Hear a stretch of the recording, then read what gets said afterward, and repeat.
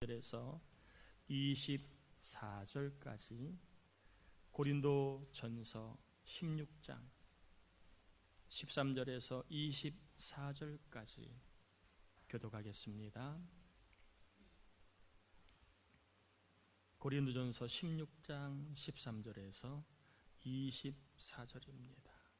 13절입니다. 깨어 믿음에 굳게 서서 남자답게 강건하라. 형제들아, 스데바나의 집은 곧 아가야의 첫 열매요 또 성도 섬기기로 작정한 줄을 너희가 아는지라. 내가 너희를 권하노니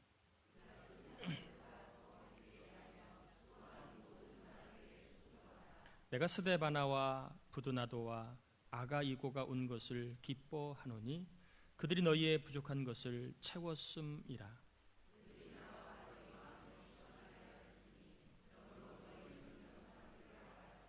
아시아의 교회들이 너희에게 문안하고 아굴라와 브리스가와 그 집에 있는 교회가 주 안에서 너희에게 간절히 문안하고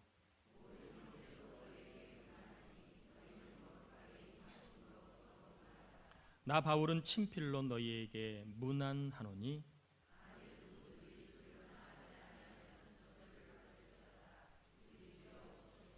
주 예수 그리스도의 은혜가 너희와 함께하고 사랑이 그리스도 예수 안에서 너희 무리와 함께할지어다. 아멘. 보이지 않는 주님을 사랑한다는 것은 보이는 교회를 사랑하는 것이라 이렇게 말할 수 있습니다. 왜냐하면 교회는 주님의 몸이기 때문에 그렇습니다. 그러기에 바울은 나는 교회를 사랑하고 있다고 24절에 이렇게 말합니다. 나의 사랑이 그리스도 예수 안에서 너희 무리와 함께 할지어다. 나의 사랑이 너희 교회와 함께하고 있다. 너희 교회를 내가 사랑하고 있다. 이렇게 말하고 있습니다. 바울이 고린도 교회를 사랑한 이유가 무엇일까요? 교회 분위기가 좋아서, 아니면 교인들이 자신의 리더십을 잘 따라 주어서일까요? 잘 아는 것처럼 고린도 교회는 다툼이 참 많았던 교회이고, 그리고 분란이 있고, 그리고 여러 가지로 문제가 좀 심했던 교회입니다.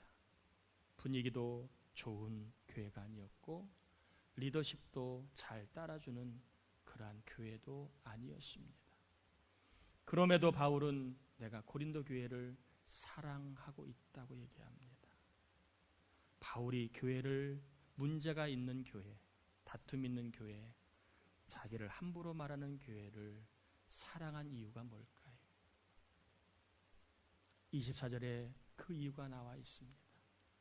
그것은 바로 교회에 예수 그리스도가 계시기 때문에, 예수 그리스도가 계신 교회를 바울은 사랑하고 있다고 얘기합니다.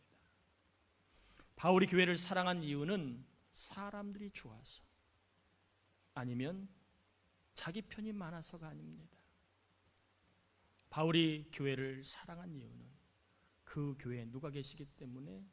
주인 되신 그리스도 예수가 계시기 때문이라고 말하고 있습니다. 여러분도 교회를 사랑하시기를 축복합니다. 주님이 계시기에 우리 교회를 더 사랑할 수 있기를 축복합니다. 바울은 편지의 끝 무렵에 이제 끝인사를 하고 있는 내용이 오늘 본문입니다. 이제 오늘 본문을 끝으로 고린도전서는 마치게 됩니다. 바울은 끝자락에 내가 교회를 사랑하고 있는 것처럼, 결론은 너희도 교회를 뭐하라? 사랑하라 라고 하는 이야기를 결론 삼아 내리고 있는 내용입니다. 바울은 고린도 교회에 어떻게 사랑하라고 하는지까지도 말하고 있습니다. 고린도 교회를 사랑하라 이렇게 말만 하지 않고 어떻게 사랑하라 방법을 이야기하고 있는데, 여러분 한번 13절 같이 읽어볼까요? 13절입니다. 깨어 믿음에 굳게 서서 남자답게 강건하라. 바울은 교회를 사랑하는데 무엇 때문에? 믿음에 서서 사랑하라고 되어 있습니다. 교회 사랑의 기초는 믿음이 되어야 합니다. 모든 관계의 사랑의 기초는 믿음이 되어야 합니다. 믿음을 깨는 행위는 사랑을 걷어차는 것과 똑같습니다. 바울은 교회 사랑의 기초는 믿음이 되어야 한다. 믿음이 없이는 힘으로 사랑할 수 없고 돈으로 사랑할 수 없다고 얘기합니다. 여기서 우리가 그러면 바울이 말하는 믿음의 내용, 믿음이라고 하는 게 크게는 예수 그리스도를 나의 구원자, 내 인생의 주인으로 믿는 믿음, 이것을 말합니다. 이것은 구원에 이르는 믿음이라고 얘기합니다. 또 생활 속에서의 믿음이 있습니다. 문제마다의 믿음이 있습니다. 약간 믿음의 내용은 상황과 조건에 따라 약간씩은 달라지기 때문에 우리가 성경을 볼 때 이 믿음이 문맥상 어떤 믿음인가를 문맥에서 찾는 게 성경을 잘 이해하는 방법이기도 합니다. 오늘 바울이 이야기합니다. 믿음에 굳게 서서. 그러면 어떤 믿음에 굳게 서라는 말인가? 여러분 한번 성경 22절 답이 나와 있는데 바울이 말하는 믿음, 어떤 믿음인가 한번 여러분 같이 한번 보겠습니다. 같이 한번 22절 읽어봅니다. 만일 누구든지 주를 사랑하지 아니하면 저주를 받을지어다. 우리 주여 오시옵소서. 바울이 말하는 서 있으라는 믿음은 어떤 믿음일 것 같습니까? 어떤 믿음인 것 같아요? 여기에서 우리 주여 오시옵소서, 이 말은 우리가 잘 아는 마라나타, 아멘 예수여 어서 오시옵소서, 요한계시록 끝자락에 나와 있는 얘기입니다. 바울이 고린도 교회에 서 있으라는 믿음은 어떤 믿음인가? 예수님이 재림하신다는 믿음, 이 믿음을 말합니다. 예수님이 재림하셔서 이 세상을 심판하시는 믿음, 이 믿음을 말하고 있는 거예요. 이 믿음에 서 있어야 교회를, 주의 몸 교회를 사랑할 수 있다. 이 믿음이 있어야 깨어 있을 수 있다라고 말하는 것입니다. 이해가 되십니까? 바울이 오늘 말하는 믿음은 예수님이 재림하신다는 믿음, 예수님이 이 땅에 심판하러 곧 오신다는 이 재림신앙에 대한 믿음을 말하고 있는 내용입니다. 저와 여러분은 이 믿음을 가져야 합니다. 재림에 대한 믿음, 예수님이 재림하신다는 믿음, 그리고 예수님이 심판하러 오신다는 믿음을 우리가 가지고 있어야 된다, 이렇게 말할 수 있습니다. 일을 할 때에도 여러분 재림 믿음이 있어야 합니다. 공부할 때에도 예수님이 재림하신다는 믿음이 있어야 깨어 있을 수 있습니다. 우리가 신앙생활 할 때에도 재림 믿음, 이것이 있어야 신앙생활이 깨어 있을 수 있다는 거예요. 교회를 다닐 때에도 예수님이 재림하신다는 믿음이 있어야 우리의 신앙이 깨어 있는 신앙이 될 수 있습니다. 심판주로 오실 예수님을 믿으면 여러분 다툴까요? 아니면 미워할까요? 예수님이 재림하신다는 이 믿음은 좋아요. 그런데 심판하러 재림하신다고 믿으면 우리의 삶이 조금 복잡해집니다. 예수님이 재림하신다, 아멘. 그런데 심판을 오신다? 거기는 쉽게 겁이 나서 아멘을 못할 수 있습니다. 왜요? 우리의 삶이 예수님이 재림하실 때 칭찬받는 삶이 자신 없으니까. 우리의 삶에 여전히 다툼이 존재하고, 우리의 삶에 여전히 미움이 존재하고, 우리의 삶에 여전히 갈등이 있기 때문에 예수님이 재림하신다는 이 신앙이 우리에게 참 기쁘게 와닿지 않습니다. 예수님이 재림을 믿는 사람은요, 다툼을 지속할 수 없습니다. 미움을 지속할 수 없습니다. 왜요? 다퉈서는 상을 받을 수 있다 없다? 없습니다. 미워해서는 상을 받을 수 없습니다. 예수님의 재림은 상을 받으러 오는, 주시러 오는 재림입니다. 예수 믿지 않는 자에게 재림은 지옥 가는 재림이라면, 예수 믿는 자에게 재림은 상을 받는 재림이라고 할 때에 미워해서는 상을 받을 수 없고 다퉈서는 상을 받을 수 없습니다.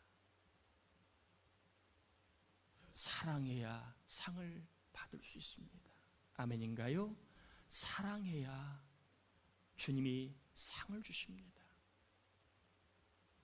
그래서 다투고 있는 고린도 교인들에게 사랑을 이야기하는 이유는 바로 하늘에 상이 있고 예수님이 재림하실 때 상을 받아야지, 언제까지 너희들이 상도 받지 못하는 다툼, 미움을 계속 하겠느냐, 우회적으로 이야기하고 있는 내용입니다.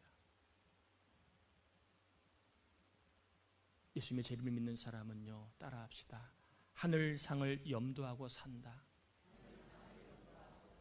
예수님의 재림을 믿는 사람은요, 하늘의 상을 염두하고 삽니다. 그래서 미워하다가도 이건 상이 없어, 다투다가도 이건 상이 없지, 하늘상에 대한 염두를 하면 덜 미워하고 덜 다투게 됩니다. 상이 없는데 사랑해야지, 상이 있는 사랑의 삶을 살아야지. 주님의 재림을 믿는 사람은 이렇게 사랑 쪽으로 몸과 마음이 기울게 됩니다. 바울은 이야기합니다. 하늘의 상이 있는 사랑은 무엇인가? 애매하게 그리고 모호하게 말하지 않아요.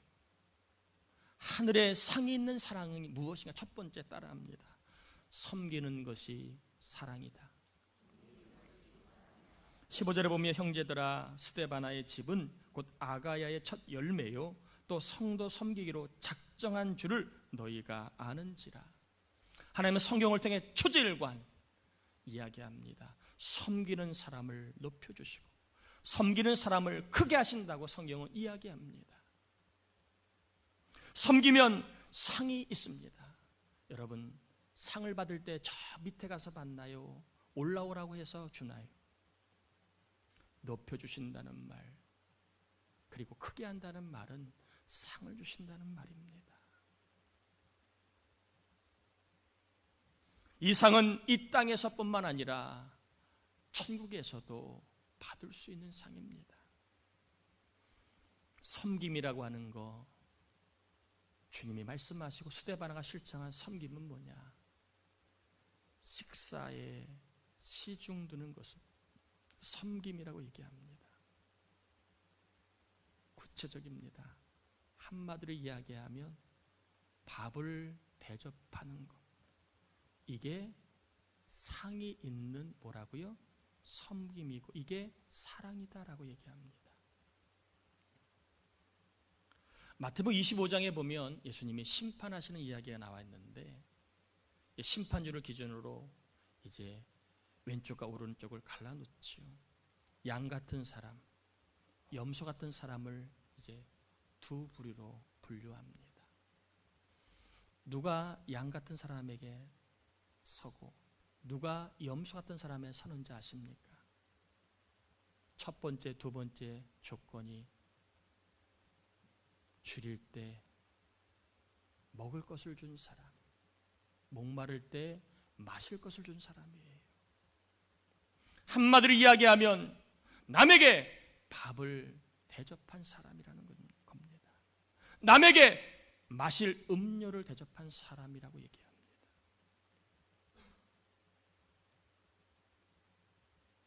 먹을 것을 나누는 사랑을 실천했는가 하는 거예요.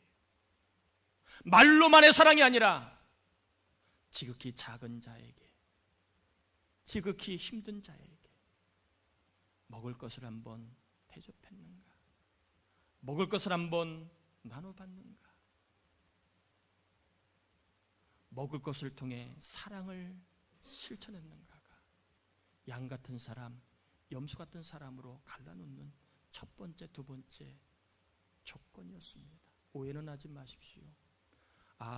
예수 믿는 것은 착한 일해야 구원받는다, 그렇게 오해하지 마십시오. 여기에서는 상을 받는 조건이지 구원에 이르는 조건을 말하는 게 아니에요.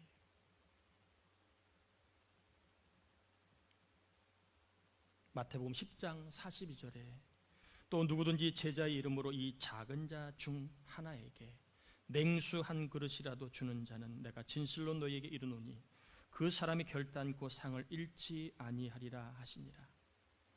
여기서 이 지극히 작은 자는 목회자, 사역자를 1차적으로 이야기합니다. 목회자에게, 사역자에게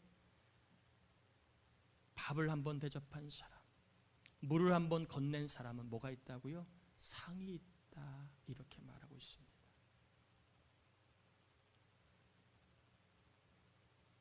교인들을 한번 대접한 사람에게는 뭐가 있다고요? 상이 있다는 겁니다. 상이 있다. 사람들은요, 의외로 밥을 먹을 때 사랑을 느낍니다. 나는 그냥 밥 한번 먹자고 했는데 먹는 그 사람은 사랑을 먹는 경우가 있습니다. 나는 그냥 먹을 거를 나눠준 것뿐인데 받는 그 사람은 사랑을 받는다고 느낄 수 있습니다. 그래서 우리 옛말에 미운 놈 뭐 하나 주라고 그러죠? 떡이 뭐예요? 밥입니다. 먹을 거입니다. 우리나라는 예로부터 하나님이 보호하시는 민족이에요. 속담에 이렇게 성경과 일맥상통하는 게 많이 나와요. 미운 놈에게 밥 주는 게 사랑이라 이렇게 말하고 있습니다. 여러분, 성도를 섬기는 것, 이것이 상이 있는 사랑입니다. 성도에게 밥을 한번 대접하는 것, 이것이 아무것도 아닌 것 같아도 하나님은 사랑으로 여기시고 상을 예비해 놓고 있다는 겁니다.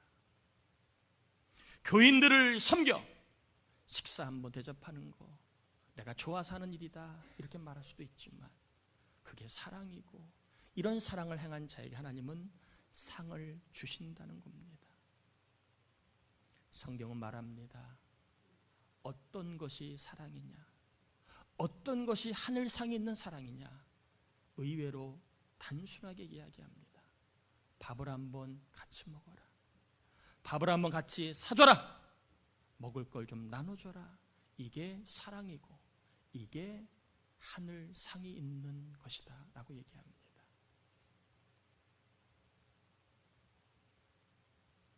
특별히 상을 위해서라도 남편이 미워도 아내들은 뭘 해야 될까요? 밥을 대접해야 합니다.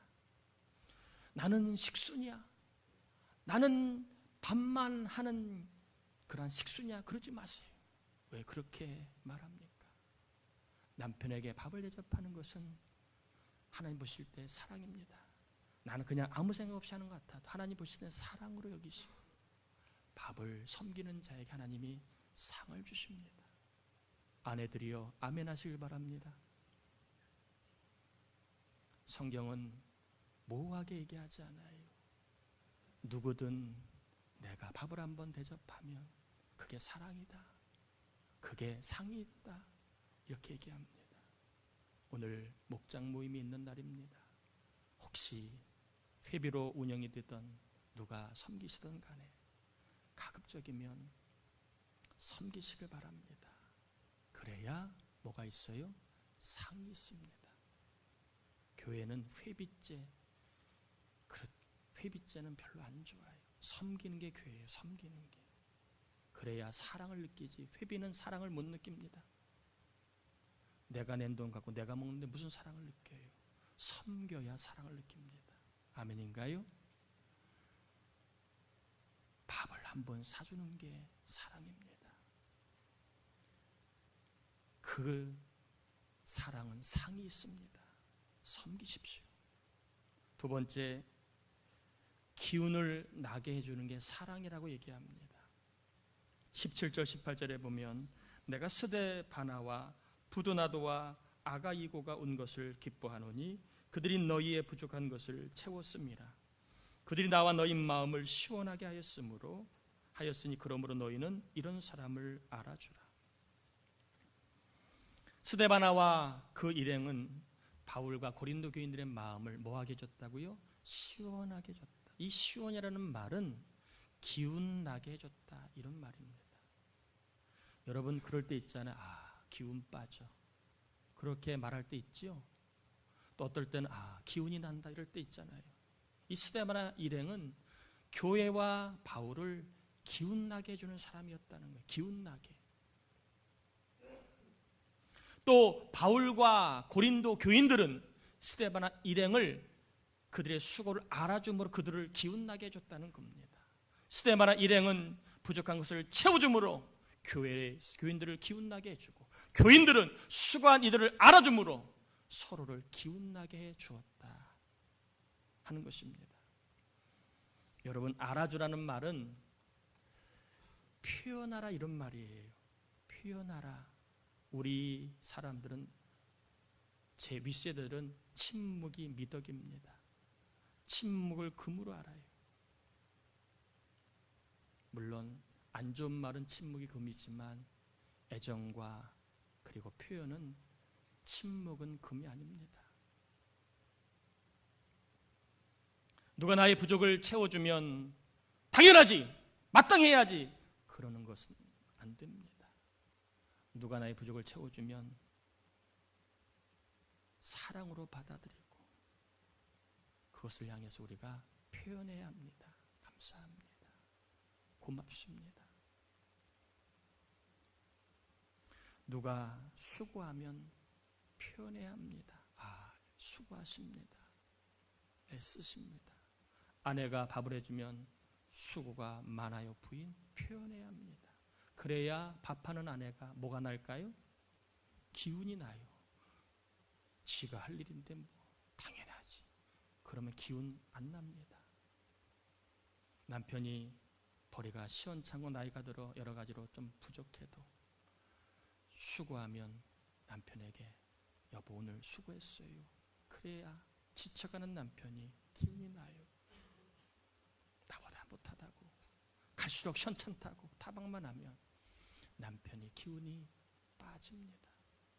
여러분, 사랑은 기운 나게 해주는 것이지 기운 빠지게 하는 것은 사랑이 아니에요. 착각하지 마세요. 너 잘 되라고, 맞아요. 당신 잘 되라고, 맞아요. 그러나 듣는 사람이 기운이 빠지면 그것은 사랑이 아닐 수도 있습니다. 욕심일 수도 있습니다. 나를 위한 욕심일 수도 있습니다. 사랑은 나도 좋고 상대방도 좋아야 사랑입니다. 아내의 부족함이 보이거들랑 잔소리하기보다는 조용히 채워주는 남편, 그것을 보고 아내는 기운을 얻습니다. 남편이 수고하면 수시로 표현하는 아내, 그 아내를 보고 남편은 기운을 얻습니다. 여러분, 부족한 것이 보이거들랑 잔소리 타이밍이라고 생각하지 마십시오.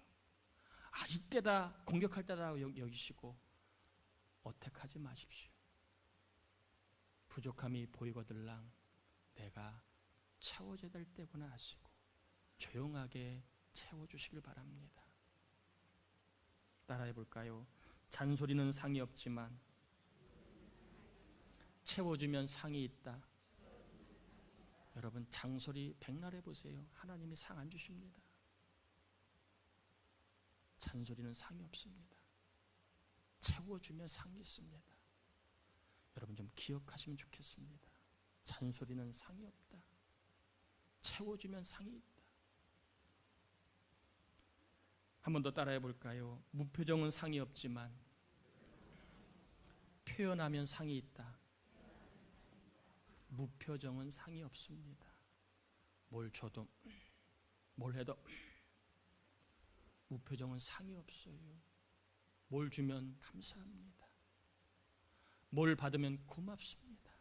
누가 수고라면 수고하십니다. 이 표현하는 게 상이 있습니다. 우리 남자분들 부탁하고 축복합니다. 무표정은 상이 없는 거예요. 표현하는 게 사랑입니다. 사랑해야 상이 있습니다. 얼굴로 말로 수고를 표현하고 알아주는 저 여러분 다 되시기를 축복합니다. 다시 한번 따라합시다. 잔소리는 상이 없지만 채워주면 상이 있고, 무표정은 상이 없지만 표현하면 상이 있다. 누가 그림을 잘 그린 사람 있으면 이 주제를 갖고 한번 그림 한번 그려봤으면 좋겠습니다. 준영아, 사람이 기운나는 것은요 알아줄 때입니다. 사람이 기운나는 것은요 나의 약함을 채워줄 때입니다. 기운을 나게 해주어야 사랑을 느낍니다.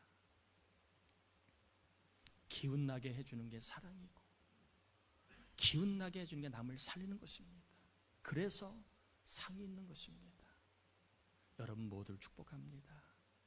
기운 빠지게 하는 사람 되지 마시고 기운 나게 하시는 사람 되길 바랍니다. 아멘이지요? 우리 한번 이렇게 서로 축복합시다. 우리 기운 나게 삽시다. 세 번째입니다. 따라해 볼까요? 존중하는 것이 사랑이다. 16절에 보면요, 이 같은 사람들과 또 함께 일하며 수고하는 모든 사람에게 순종하라. 요즘에는 포스트 모더니즘 시대이기 때문에 모든 권위를 이제 해체하는, 그리고 권위의 주체가 개인이 되는 시대를 살아가고 있습니다. 그래서 순종이라는 단어를 굉장히 거북스럽게 여깁니다. 그걸 마치 고리타분한 권위로 여기고, 이 순종이라는 단어를 참 젊은 세대들은 참 그렇게 좋아하지 않아요. 나는 바보인가? 나는 생각이 없는가? 나는 멍청한가? 이런 쪽으로 자꾸 이 순종이라는 단어를 연결시켜 생각을 합니다. 성경에서 말하는 순종은요, 내가 못나서 하는 게 아니고 내가 부족해서 하는 게 아닙니다. 순종은 하나님의 뜻이기 때문에, 나를 살리는 것이기 때문에 하는 것이지, 생명을 위해 순종하는 것이지 내가 못나서 하는 게 아니에요. 이 본문에 이 같은 사람이라는 말은 주님의 일을 하는 사람들, 교회를 위해 수고하는 사람들을 총칭해서 하는 말입니다. 이들을 뭐 하라고요? 순종하라는 말은 존중하라 이런 뜻이에요. 교회 일을 하는 사람들을 뭐 하라고요? 존중하라. 주님의 일을 하는 사람들을 뭐 하라고요? 존중하라. 이게 뭐예요? 교회를 사랑하는 것이라는 겁니다. 디모전서 5장 17절에 보면 잘 다스리는 장로들을 배나 존경할 자로 알되 말씀과 가르침에 수고하는 이들에게 더욱 존경할 것이니라. 수고하는 이들을 존중하라고 되어 있습니다. 여러분, 교회를 사랑하는 것은요, 교회에서 수고하는 이들을 존중하는 겁니다. 이게 교회를 사랑하는 거예요. 교회를 사랑하는 것은 교회를 위해서 일하는 이들을 존중하는 겁니다. 이게 교회를 사랑하고 이렇게 존중할 때 하나님은 상을 주십니다. 이 존중은 교회 내에서만 머무는 게 아니고 가정에서도 동일하게 적용해 볼 수 있습니다. 사랑은 존중하는 거예요. 내가 좀 돈을 더 많이 번다고 돈 못 버는 사람을 존중하지 않는 것은 사랑이 아니에요. 내가 도덕적으로 좀 우위에 있다고 해서 밑에 있는 사람을 존중하지 않는 것은, 그것은 사랑이 아닙니다. 사랑은, 사랑하는 것, 존중하는 것은 열등한 사람이 하는 게 아니에요. 존중하는 것은 못난 사람이 하는 게 아닙니다. 존중은 사랑하는 사람만이 할 수 있습니다. 그래서 사랑하면 남편이 아내를 존중합니다. 무시하지 않아요. 사랑하면 아내도 남편을 존중합니다. 힘이 역전되어도 사랑하면 존중합니다. 잘 나가도 사랑하면 존중합니다.